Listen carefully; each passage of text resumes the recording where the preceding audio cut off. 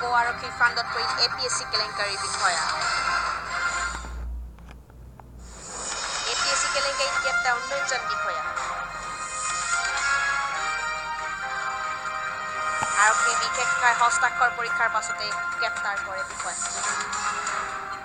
ইয়াৰ ভিতৰত আছে তেজপুৰৰ সাংসদ RP শৰ্মাৰ কন্যাও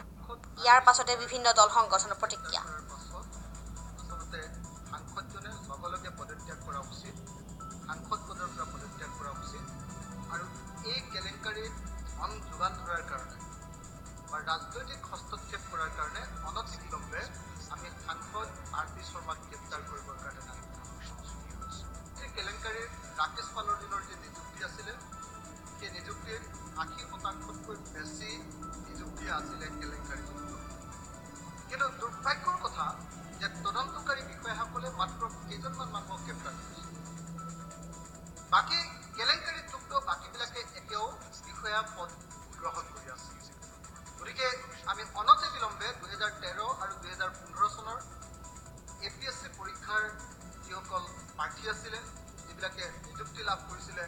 তেওঁলোকৰ চাকৰি বাতিল কৰিবৰ কাৰণে দাবী উত্থাপন কৰিছোঁ আৰু নতুনকৈ সেই পৰীক্ষাসমূহ পাতিবৰ কাৰণে দাবী জনাইছোঁ দ্বিতীয় কথাটো কওঁ যে RP শৰ্মাই খবৰ দৰে কেৱল নিৰ্দিষ্ট কিছুমান মানুহক টাৰ্গেট কৰি লোৱা হৈছে কিয় APSC কেলেংকাৰীত কেৱল চিলেক্টিভ মানুহক কিয় টাৰ্গেট কৰি লোৱা হৈছে কিয় হিমন্ত বিশ্ব শৰ্মাৰ কেণ্ডিডেটবিলাক কিয় সমুজ্জ্বল ভট্টাচাৰ্যৰ কেণ্ডিডেটবিলাক কিয় বিজেপিৰ বিধায়ক গুৰুজ্যোতি দাসৰ কেণ্ডিডেটবিলাক কিয় বিজেপিৰ বিধায়ক বিজেপিৰ নেত্ৰী চিকিমিকি তালুকদাৰৰ কেণ্ডিডেটবিলাকক আৰু সুমিত্ৰা পাটিলৰ কেণ্ডিডেটবিলাকক কিয় এতিয়ালৈকে গ্ৰেপ্তাৰ কৰা হোৱা নাই এই প্ৰশ্নৰ জবাব অসমৰ মুখ্যমন্ত্ৰী আৰু তদন্তকাৰী বিষয়াসকলে জনাব লাগে কিয় এতিয়ালৈকে এই গোটেই পৰীক্ষাকেইটা বাতিল কৰা হোৱা নাই এই প্ৰশ্নৰ উত্তৰ মুখ্যমন্ত্ৰীয়ে আমাক জনাব লাগে লগতে আমি দাবী উত্থাপন কৰিছোঁ যে অনতি বিলম্বে এই গোটেই কেলেংকাৰীটোৰ CBI তদন্ত হ'ব লাগে আৰু CBI তদন্ত কৰি প্ৰকৃত উপযুক্ত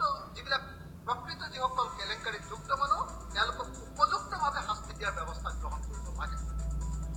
কেৱল নিৰ্দিষ্ট কিছুমান মানুহক এনেকৈ টাৰ্গেট কৰি নহয় আৰু কিছুমান মানুহক সুৰক্ষিত কৰি নহয়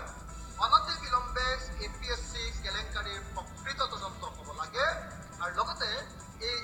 13 আৰু 15ৰ যি পৰীক্ষা আছিলে এই দুটা বাতিল কৰি CBI তদন্ত ব্যৱস্থা কৰিবৰ কাৰণে আমি পুনৰ দাবী উত্থাপন কৰিছোঁ লোকসেৱা আয়োগত বক্ৰ পথেৰে নিযুক্তি পোৱা পুনৰ 19গৰাকী বিষয়াক আজি গ্ৰেপ্তাৰ কৰা হৈছে তাত আমি অসম জাতীয়তাবাদী যুৱ ছাত্ৰ পৰিষদে সন্তুষ্টি প্ৰকাশ কৰিছোঁ আৰু এই 19গৰাকী বিষয়াৰ ভিতৰত তেজপুৰৰ সাংসদ RP শৰ্মাৰ কন্যাও আছে সি অতি লজ্জাজনক কথা সি অসমৰ ৰাজনৈতিক ইতিহাসৰ কাৰণে অতি দুৰ্ভাগ্যজনক কথা অসম জাতীয়তাবাদী যুৱ ছাত্ৰ পৰিষদে বা অসমৰ জাতীয় সংগঠনবিলাকে আমি অসমৰ জনগোষ্ঠীয় সংগঠনবিলাকে যি দাবী উত্থাপন কৰি আহিছিলোঁ যে সেই সময়ত অসম লোকসেৱা আয়োগত ধনৰ বিনিময়ত নতুবা ৰাজনৈতিক প্ৰভাৱৰ বিনিময়ত ৰাজনৈতিক ক্ষমতাৰ বিনিময়ত সেই সময়ত নিযুক্তি পাইছিল সেই কথা ইতিমধ্যে স্পষ্ট হৈছে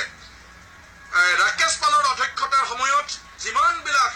বিষয়া নিযুক্তি পাইছিল সেই নিযুক্তি পোৱা বিষয়াসকলক তদন্তৰ আওতালৈ আনিব লাগে সেই সময়ৰ প্ৰাক্তন মুখ্যমন্ত্ৰী তৰুণ গগৈক তদন্তৰ আওতালৈ আনিব লাগে সেই সময়ৰ প্ৰভাৱশালী মন্ত্ৰী আজিও প্ৰভাৱশালী মন্ত্ৰী হিমন্ত বিশ্ব শৰ্মাক তদন্তৰ আওতালৈ আনিব লাগে বা যিসকল প্ৰভাৱশালী ব্যক্তিৰ নাম এতিয়া অসমৰ চৌপাশে ৰজনজনাই গৈছে সেইসকল ব্যক্তিৰ যিসকল প্ৰাৰ্থীয়ে নিযুক্তি পাইছিল সেই প্ৰাৰ্থীসকলকো তদন্তৰ আওতালৈ আনিব লাগে আমি আহ্বান জনাইছোঁ যে সমগ্ৰ প্ৰক্ৰিয়াটো স্বচ্ছ হ'ব লাগে আৰু সমগ্ৰ প্ৰক্ৰিয়াটো যিসকলে এনেধৰণে বক্ৰ পথেৰে যিসকলে এনেধৰণে ৰাজনৈতিক প্ৰভাৱ খটুৱাই অসম লোকসেৱা আয়োগত নিযুক্তি পাবলৈ সক্ষম হৈছিল সেইসকলক পুলিয়ে পোখাই উঘালি অসম লোকসেৱা আয়োগক পুনৰ সংস্কাৰ কৰিবলৈ আমি দাবী জনাইছোঁ